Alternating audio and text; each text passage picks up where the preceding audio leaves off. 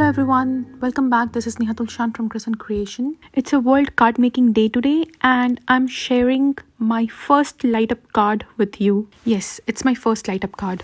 Can you imagine? I used to get so intimidated by the whole process of the light up card that I never tried them until I figured out this way. And if you're like me and do not want to deal with all those copper tapes and the positive and the negative, figuring out what goes where, this video is for you. So stick with me to see how I make this beautiful light up card. And before I forget, in all this excitement, this video is part of our Fawn Fans Fall YouTube Hop. So if you're starting here in my channel, then check in the description box below for the next participant. Or if you're already here for the hop, then welcome to my channel and happy hopping. Here I already have die cut 2 white panels using Nina Solo White 80-pound cardstock, using the largest die from the Fawn Large Slim with Sliders die set. I've also used craft cardstock to die cut these tree backdrops using Lift the Flap tree background die from Fawn. Now I'm trimming off the frame from all around so that I'm just left with the 3 die cuts. Once I've trimmed off the frame, I'm left with these 3 trees stuck together, which I will separate later to fit my slimline card background. Here I'm just trying to figure out how I can fit all these trees to my background. But later I decided that if I add these many trees to the background, it will look too crowded. So here you'll see me separating these trees using my scissors. This background die is a perfect fit for an A2 size card, but by making few alterations, you can add it to your slimline card as well, and hence using the die a little differently and getting more from what you spent. Once I'm happy with the placement of the trees, I'll move on to the ink blending. For my background here, I'm using Scattered Straw, Sponge Sugar and Seedless Preserve Distress Oxide inks here. And I wanted to add that little bit of reddish orange to the background, so I brought an abandoned coral that I placed between the Seedless Preserve and Sponge Sugar Distress Oxide inks. I really love how this whole background turned out. Here I'm spraying some water onto the background using my distress sprayer. And then I'm gonna blot it dry using a paper towel. Now look at that beautiful background. I just love how this whole thing looks. Next, I added water to the ink that was left behind on my water media mat after the ink blending. And I'm using that to splatter my background here using a paintbrush. I did not want a lot of splatter on my background, just few light splatters here and there. Once done, I'll set this aside and work on the trees. I'm using Frayed Burlap Distress Oxide ink here to ink up the edges of my trees. To ink up the window panel on the tree, I'm using a copy paper to mask the rest of the tree.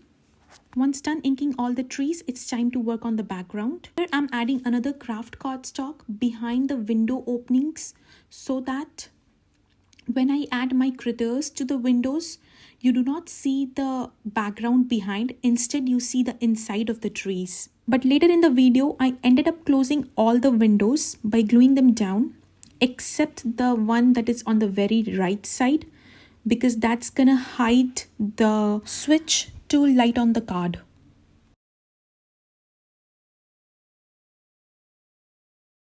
I've placed a heavy block on the tree I just glued, so it doesn't move while the glue dries, and I'm working on the placement of the rest of the trees. You can also see I have an acorn house die cut here, which I'm trying to fit in the scene, but it just did not want to be there.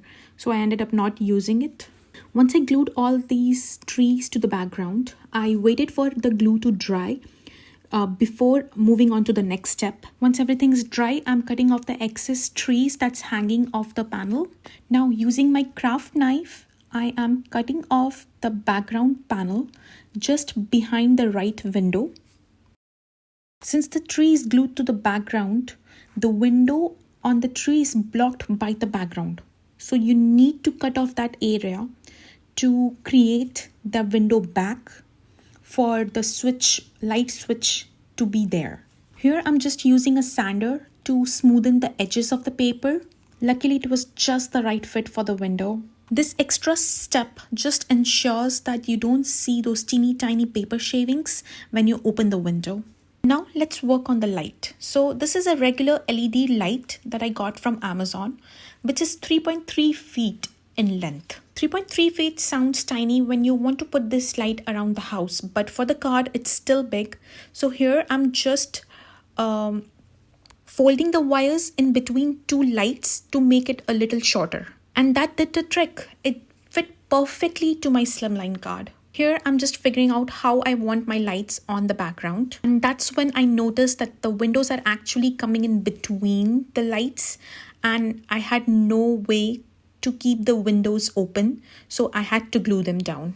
But that's okay, I can use this window element for any other card.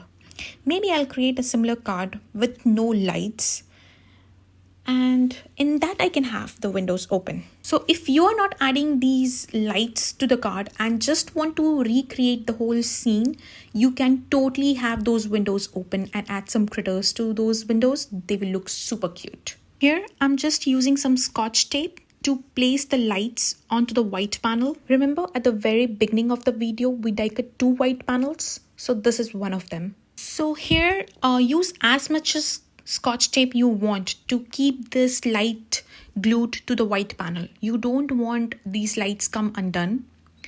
Well, they won't when after you stick everything together, they really won't, but still try and add quite a lot of scotch tape, like not a lot but enough to hold them down properly. And don't be afraid to twist these wires to work according to your design. They're pretty durable. Just twist gently and they won't break on you.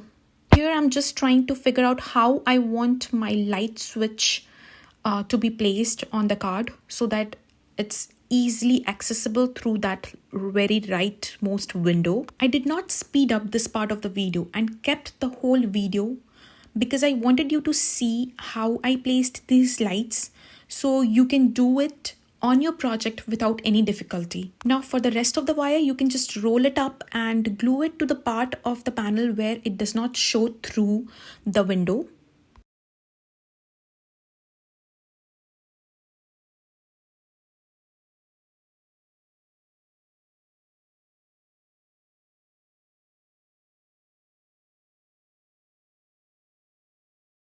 Now I'm lining up the top panel here. Make sure that the window in the tray is aligned with the light switch below. Now before gluing down the light switch, I'll remove it and glue a craft cardstock just in that opening below to make sure everything blends with the background. So when the recipient opens the window to light up the card, it feels as if the light switch is inside the tray. Now to glue down the light switch, I'm using some strong double-sided tape at the back, making sure it's glued properly and is accessible through the window. Once that's done, I'll adhere rest of the wire in place using some scotch tape, making sure that the wire does not show through the window.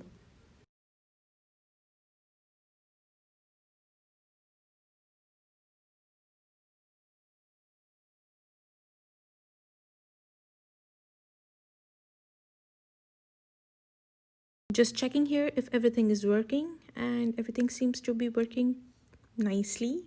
Now for the next step, we have to figure out where to make the holes on the front panel for the lights to show up. I could not find a better way than just feeling the bump of the light bulb from the front panel and then marking it with the pencil. It's not that hard. You just have to make sure that the top panel is lined up with the bottom panel so that you don't misalign things. And then it's pretty easy to feel that light bulb through that cardstock. So I keep marking until I reached all across my card panel. Sometimes I made adjustments to the light bulbs because they felt like they were too close. And then when I was done, I counted the light bulbs. There are 17 light bulbs in there. Wow, that's a lot. Also, it will be better if you do this step before you glue down that light switch. It was just a little hard to figure out where the light bulbs were around the light switch. But anyways, I did it. Now I'm using my hand punch and punching holes. These holes, they do not have to be perfectly aligned with the light bulbs below. It's okay if they're a little misaligned. The light is still gonna shine through them. As I kept making holes, I made sure to check each time that the holes and the light bulbs are aligned. Just wanted to double check everything. Now, while punching the holes, it was a little difficult to reach few of the markings. Few of them were more towards the center of the panel, and it was hard for me to reach using my hand punch. So once I punched the rest of the holes, I took my craft knife out and made holes using my craft knife. It doesn't have to be perfect as it's gonna get covered later on. Once I'm done, I'm just checking if everything looks good.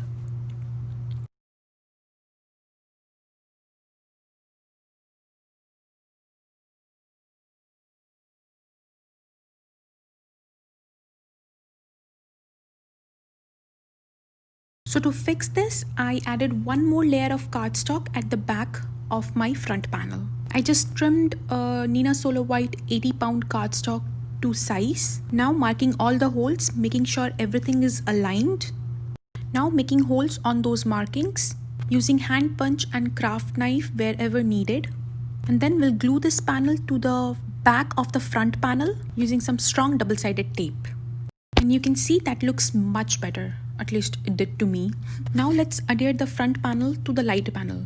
To do that, I'm using 3 layers of foam tape here. You need to match up the thickness of the light switch here, which is as thick as 3 layers of foam tape. Cover the whole panel with foam tape, avoiding the wires and the lights and the switch, the light switch. You can even use foam sheets or scrap cardstock if you want to, but that means a lot of gluing to create the layers.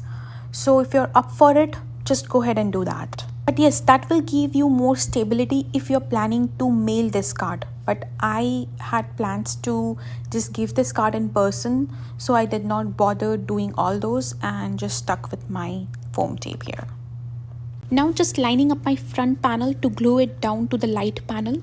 Since both my panels are same size, it was easy to line them up. Now the background and the interactive part of the card is done. Now let's work on decorating the card.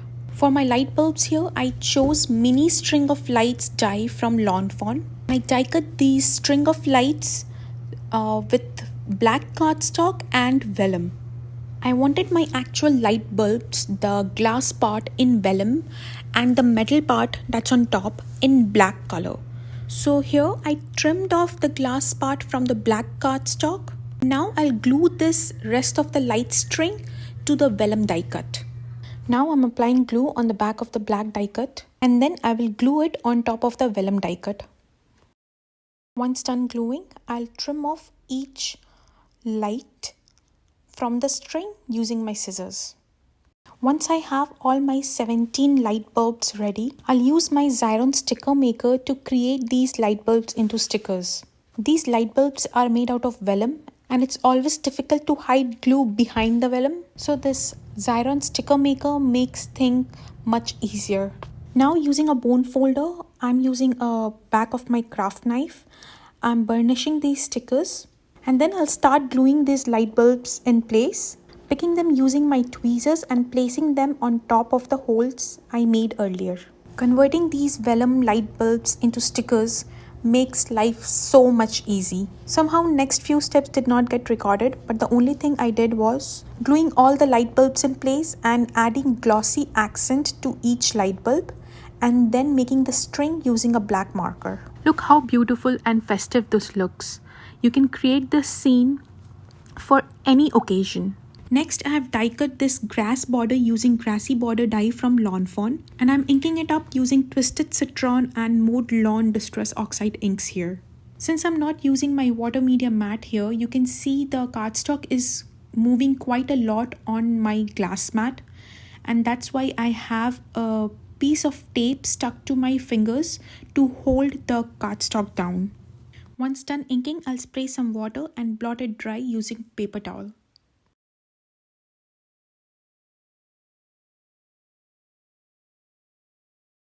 Now gluing the grass border to the front of my card panel, trimming off the excess that's hanging off the panel. Now let's decorate our scene. Off camera, I stamped and colored these images. The images are from the stamp set Let's Go Nuts, Birthdays Before and Afters, A Creature Was Stirring, and Cheery Christmas stamp sets. I used a combination of liquid glue and foam tape to glue all my images. So the story behind this card is that all the animals are working together for a birthday party. Squirrels are supposed to clean the area, put the lights, and the mice are supposed to do the baking. All the squirrels are really working hard to clean the area. Since it's fall, there are a lot of leaves that they have to clean. But there is this one naughty squirrel which is on the left side, and he is just playing. So that's what I had in mind when I was creating this card. For the inside of my card, I am stamping the sentiment happy birthday. Since I did not have any space in the front of the card, I am stamping my sentiment in the inside. The rest of the images that I colored to the inside of the card. The card base here is made out of Nina Solo White 110 pound cardstock, and it measures 4 by 9 inches. I added a black cardstock to my card base that's slightly bigger from my front panel, and now gluing my front panel to the card base. That black cardstock adds a nice frame to the front panel all around.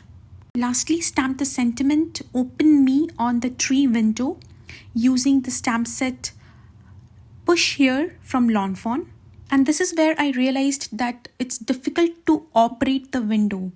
So I glued a cardstock just behind the door for easy opening and closing of the door. Added highlights using my white gel pen. And that's it. My card is done. I hope you liked this video and give this light up card a try. Let me know in the comment section below if you think this is an easier way to create the light up card. Lastly, we do have a giveaway for this hop too. Cat Scrappiness is giving away a $25 gift certificate to one lucky winner. So like and comment on each video and subscribe to each channel if you haven't yet. And here are a few more videos that you might like to watch. Thank you for visiting. Have a nice day.